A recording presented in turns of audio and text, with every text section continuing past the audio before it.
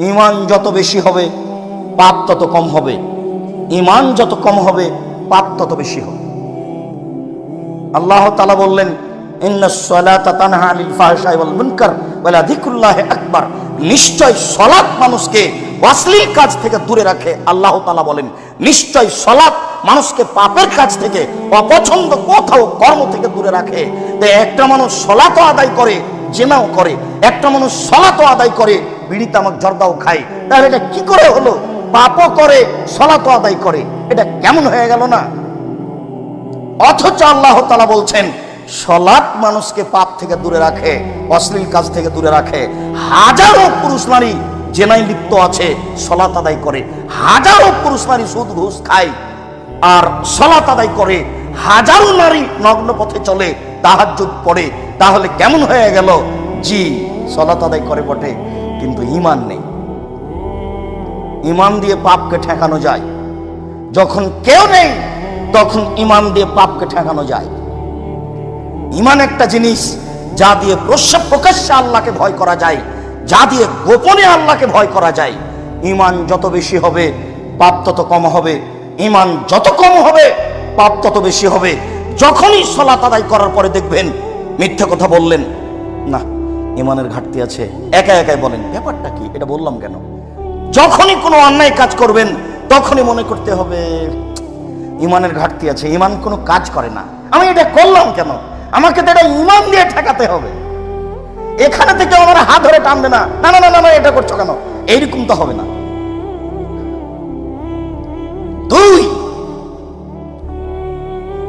অলুল হক ফিরে যাওয়া শাখা, সুলি হলেও ফাঁসি হলেও পক্ষে ও বিপক্ষে সত্য কথা বলতে হবে, তাহলে ইহকালও বেঁচে যাবে, পরকালও বেঁচে যাবে। অলিকতিসাব ফিল ফাকরে অল গিনা, মধ্যম পন্থায় খরচ করতে হবে, ধনী হলেও গরিব হলেও তাহলেও বেঁচে যাবে, জান্নাত পাবে। যে তিনটি কাজে ধ্বংস হবে তার একটি হচ্ছে সৌম্যতা, কৃপণতাকে মেনে নেওয়া। কৃপণ যে সে ধ্বংস হবেই।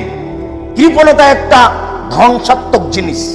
টাকা চাইলো, দিলাম না, ভিক্ষুক বললো 1 টাকা ভিক্ষা দেন, আমি বললাম মাফ করো। শুধু মাফি যদি করি তো ভিক্ষা দিবে কে? মনে রাখবেন একটা কথা, রাসূল সাল্লাল্লাহু আলাইহি ওয়াসাল্লাম দিন রাত একটা বাক্য বলতেন, আল্লাহুম্মা ইন্নী আউযু বিকা মিনাল বুখল। হে আল্লাহ, আমি তোমার কাছে কৃপণতা থেকে বাঁচতে চাই। আল্লাহ, আমি তোমার কাছে কৃপণতা থেকে বাঁচতে চাই। আল্লাহ, আমি তোমার কাছে কৃপণতা থেকে বাঁচতে চাই। আবার তিনি বলতেন, ওয়াত্তাকু শুহা, পৃথিবীর মানুষ তোমরা কৃপণতা থেকে বাঁচো। ওয়াত্তাকু শুহা, তোমরা কৃপণতা থেকে বাঁচো। আবার তিনি বলতেন, লা ইয়াদখুলুল জান্নাতা বাখিল, কৃপণ জান্নাতে যাবে না। ঘটনা কি?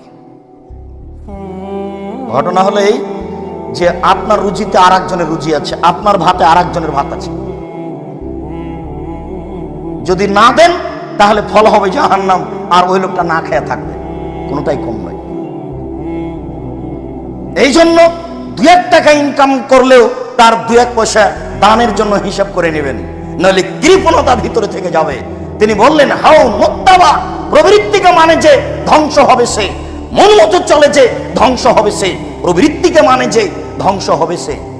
দাড়ি চাঁচে ছোট করে প্রবৃত্তিকে মানে, টাকনুর নিচে প্যান্ট পরে প্রবৃত্তিকে মানে, দোকানে বসে আড্ডা পিটে বদনাম গীবত করে প্রবৃত্তিকে মানে, সুদ খায় ঘুষ দেয় প্রবৃত্তিকে মানে, অন্যায় অশ্লীল কথা বলে প্রবৃত্তিকে মানে, মানুষের জমি জমা জোর করে দখল করে ভোগ করে প্রবৃত্তিকে মানে, অন্যায় অবিচার রাহাজানি করে বেড়ায় প্রবৃত্তিকে মানে।